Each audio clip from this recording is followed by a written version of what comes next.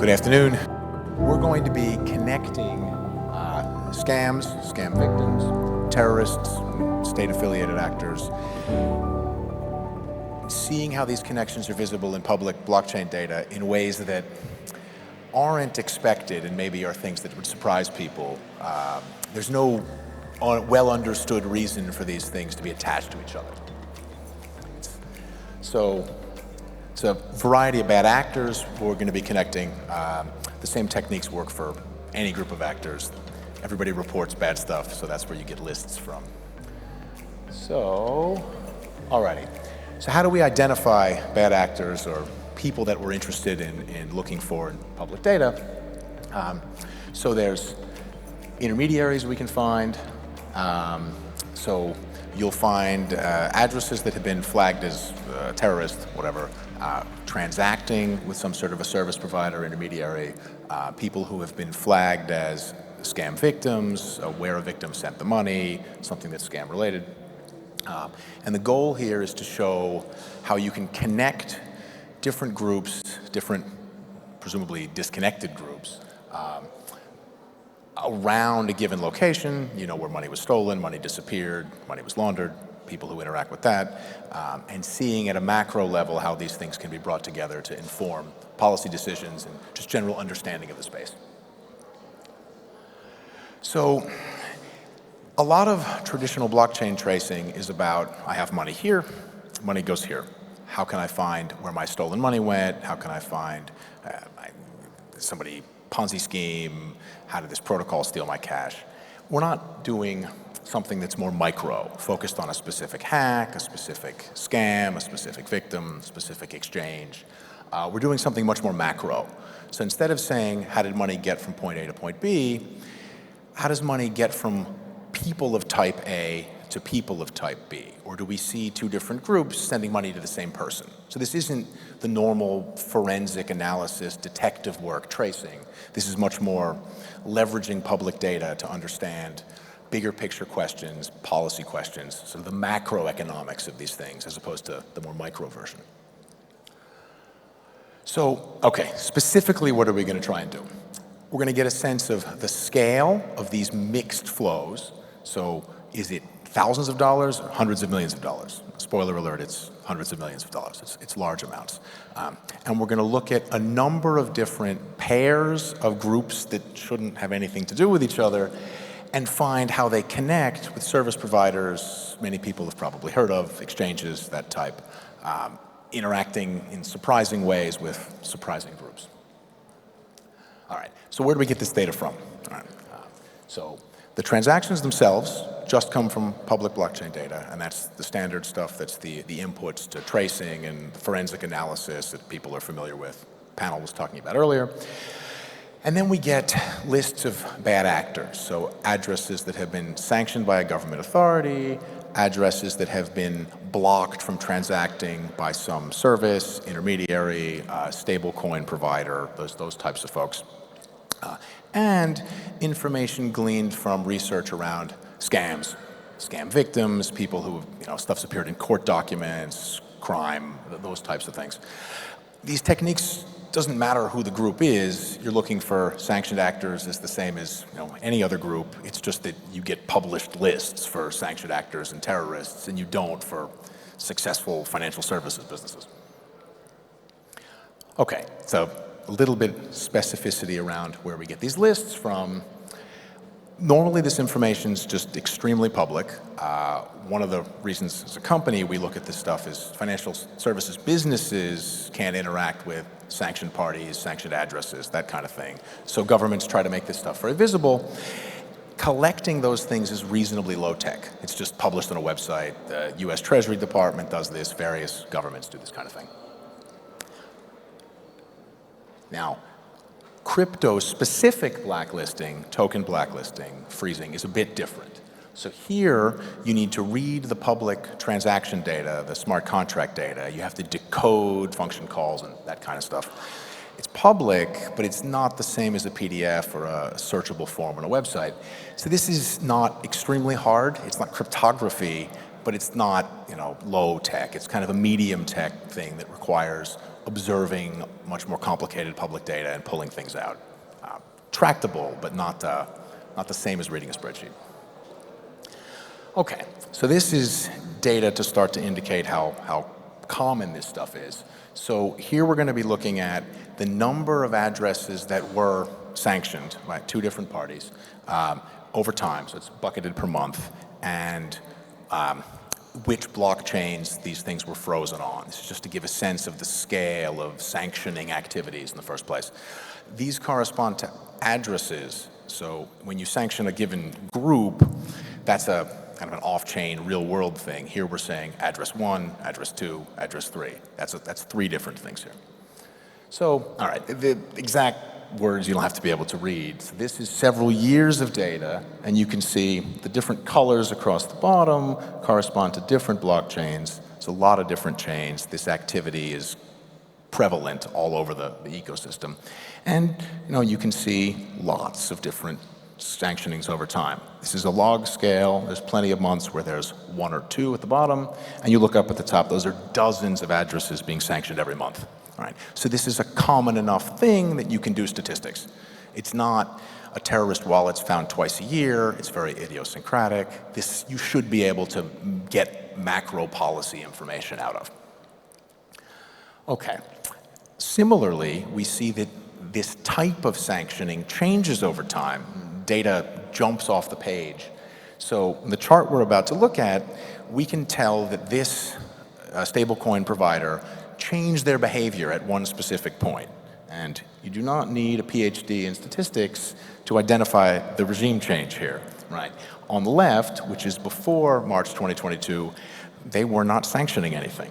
On the right, they're sanctioning large numbers of addresses, tens of addresses per month, right? Why? Separate question, right? But these are things that can be observed directly when you start to look at this kind of information. This has nothing to do with tracing where one of those addresses' money went. We're just counting the number of bad people flagged by X at some point in time. You can infer their behavior, the behavior of other actors in the system. All right, so we're going to start here with one Russian scam victim. Why we're starting with a Russian will become clear shortly. So this is someone who, in fact, published the address that stole their money publicly and in some detail. So, okay. All right. So this is a screenshot from the system of the address that stole this person's money, right? And I don't know how visible the numbers are, but I guess the middle section here is inflows, the bottom section here is outflows. The point is simply that there are an awful lot of different people sending money to this thief and a lot of different people receiving money from this thief. There's a lot of different scams that connect here. And these are all, one victim reporting where the money went, and already there's a flowering of the amount of activity in the area. It's not just my money was stolen here, went to an exchange, disappeared, right? There's more to be looked at. Okay, so who's connected to this wallet, right? We see, and this is in the screenshot that maybe is not visible on the screen, connections to sanctioned Russian exchanges. All right, so ChatX, Garantex are exchanges that have been sanctioned for sanctions violations type stuff, those sorts of financial activities. And we can see a variety of different scams going into the same place, going into the same exchange, same sorts of points. Okay, now, are we surprised that some Russian got scammed on some Russian exchange? No, we are not.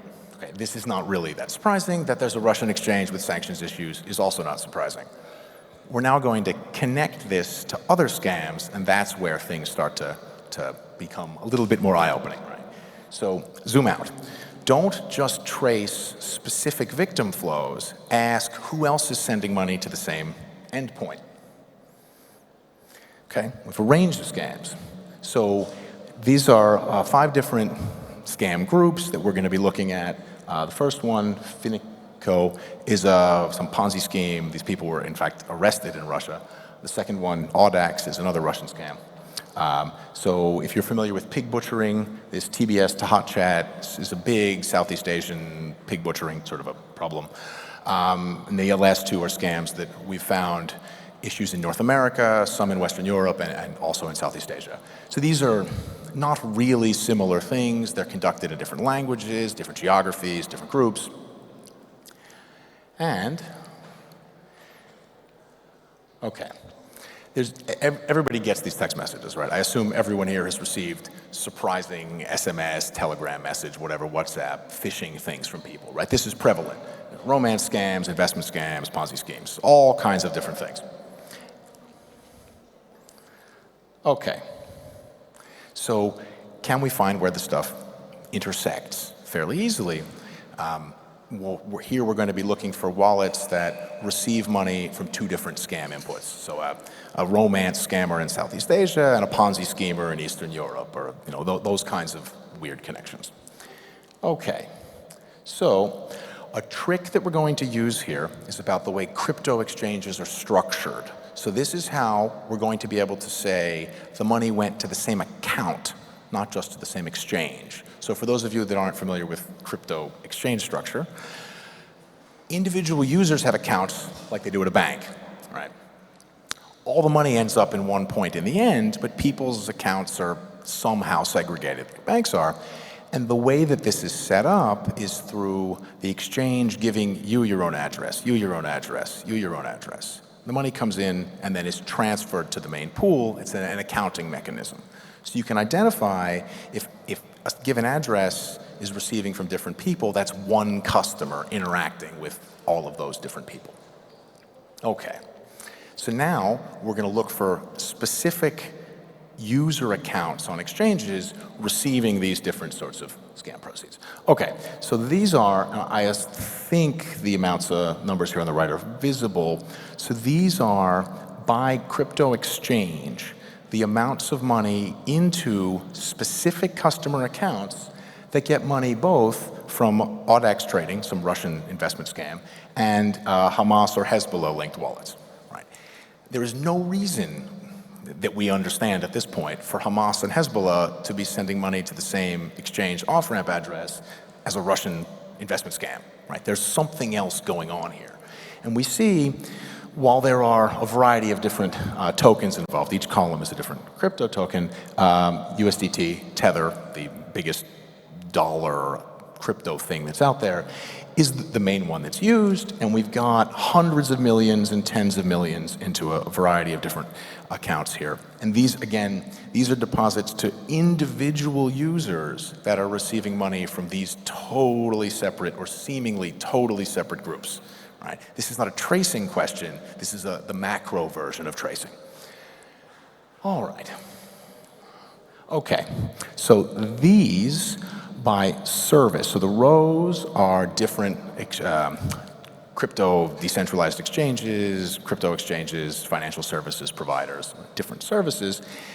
These are the amounts by quarter that are coming into individual accounts that have received money from sanctioned Russian exchanges, from sanctions violations type exchanges, and Southeast Asian and North America focused scam operators, romance scams, fake investment scams, a wide variety of scams. So two things to note here, right? Over time, there's a lot of service providers involved. The amounts vary, but they're not tiny. And we see the amounts sort of increase towards the middle and then things tail off towards the end. It's an interesting feature of the way bad actors being identified by whatever law enforcement and published publicly, we're always behind. So if we redo this in a year, that peak is going to move this way as more people get flagged, and that peak is going to move this way. So you're sort of always behind, and you can see that because we'll go back and an address will get sanctioned, and we now know all of the historical transactions were also with that bad actor. Right? That's a structure that emerges as you run this analysis over time, and you can develop a sense of how good or bad a job you're doing. Right? If someone is sanctioned next year that did $2 billion of business 2 years ago, the process that found them was not as good as it should have been, could have been, needs to be. Okay, so now we're going to do a little bit of work combining the zoom out and the zoom in together. Right? So what we've found is the exchange knows whoever whatever account is opened in the name of, and that person is receiving from two different groups. Right? So what does that tell us? tells us that a lot of the off-ramp providers, stuff that was being talked about earlier, are interacting with completely different groups of people. They may not even know who they are, right? Because if a scam group is good at hiding their identity, they can hide their identity from their launderer, right? As you may find as an investigator that you're looking at, you may find as an investigator, you're looking at a particular scam, and downstream of that is a money laundering operator that also launders money for terrorists, right? That's an interesting and surprising observation that, as we'll see shortly, probably has actionable, interesting policy implications, and implications for people thinking about, at a more macro level, how to regulate these types of systems. So, which exchange is the ones involved in this stuff? Binance and HTX, Huobi, which are currently two of the largest exchanges, are of course involved, but it's not just them, right? It's not just large exchanges. You see this all over the place. So these, so these are, again, by exchange, service provider, over there on the left, large number of rows, people that are laundering money for Russian pyramid scheme and Southeast Asian pig butchering scammers, right? This is a tremendous variety of services, and then across the top is tokens that are involved. So we see the same pattern where one token, in this case it's, I think these are USDC and USDT, so the two largest stablecoins. They are the main vehicles, but they're by no means the only vehicles, and this is pervasive throughout the ecosystem. There's dozens there, and again, this is limited to bad actors that we know about, right, that somebody's found. So this is a non-exhaustive list, and it's already all over the place, right? This is a common problem. And you would expect Russian scammers and Southeast Asian scammers are not, interacting together that much, right? So this is a small, obscure corner of oddness that's already pervasive. This is a thing that infects the entire ecosystem. So this is a one pair, so two launderer deposit addresses on the crypto exchange FTX that famously blew up about, was it 2 years ago, the Sam Bankman-Fried exchange. So this is long closed, but good example. So these are monthly deposit amounts into this exchange in dollars. So these are, I don't know if the scale is visible, but you're looking at 20, 30, $50 million a month into a single off-ramping address that's receiving from scammers and terrorists and that sort of actors. That's a tremendous amount of money for a single account at a single service provider. Yes, it was a large exchange at the time, but if you're laundering $20 million a month for two totally disconnected groups of bad actors, that's a policy problem somewhere, right? That's not just the exchange's failure. There's more work to be done here for a lot of people. Okay, so what have we learned and what can we do understanding the shape of this ecosystem a bit better? Okay, so there are strong connections here in ways that I cannot necessarily explain. I mean, good money launderers do a lot of business is, I guess, an answer, but there's something else going on here. There's information we don't have about the structure of these markets, these operators, these flows, these scams, whatever. And these are absolutely not isolated, idiosyncratic problems. If you looked 2 years ago when, if you recall earlier, the number of addresses that had been flagged was much lower, you'd have found fewer problems. Every time we rerun any of these reports, the numbers go up. The numbers always go up. I mean, it's a fact of life. The collections are not exhaustive. People get caught, people get found, new groups emerge, everything's going up over time. But it's large enough now that we can make these kinds of macro statements, statistical statements. Okay, so what can we do about this? The process of looking at problems case by case, address by address, finding a given amount of stolen money is helpful police investigation, victim, thief, scam, but it doesn't find this kind of information at all, right? It's a different set of problems. These are not police detective work problems. These are policymaker, law enforcement manager, those types of problems, right? We also find that bad guys end up connected in ways that they may also not be aware of, right?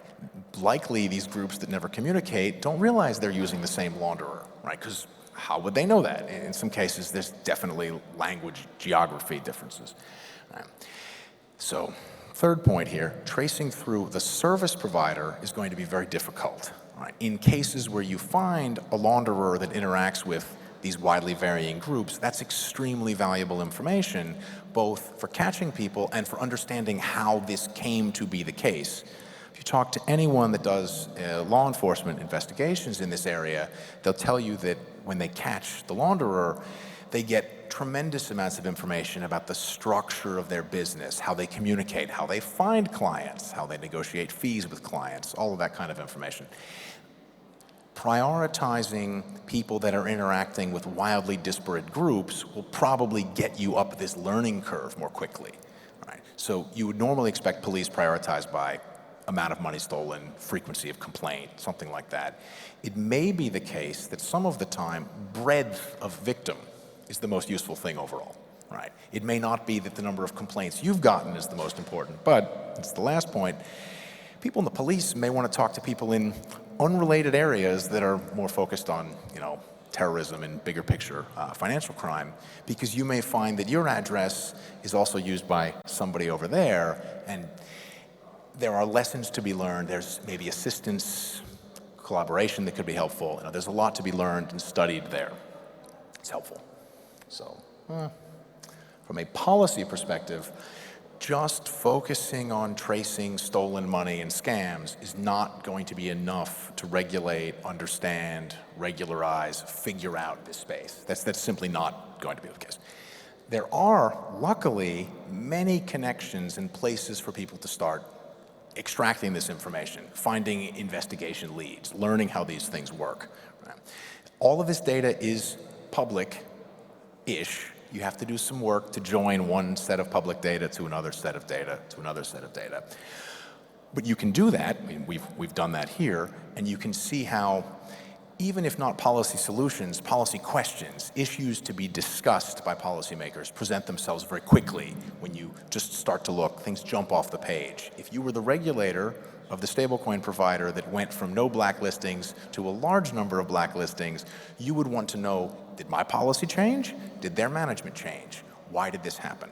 Similarly, if you catch someone who's laundering money for Hamas and some Russian guy and some Southeast Asian scammer, how did they meet these customers, right? There are questions you would ask that person you wouldn't ask somebody who was only servicing one given area of bad actors. It doesn't really matter how they met the same person over and over and over. This is a thing that people need to start to look at in public data, and that we're just starting to see these kinds of macro analysis of public data as opposed to much more micro-specific detective type stuff. So, alrighty, so. There's an awful lot of stuff to be gleaned from here in the economic space, in the trading space. Macro data applies in lots of areas. The creativity is going to help unearth a lot of other lessons that can be learned, questions to be asked. So, all right, thank you.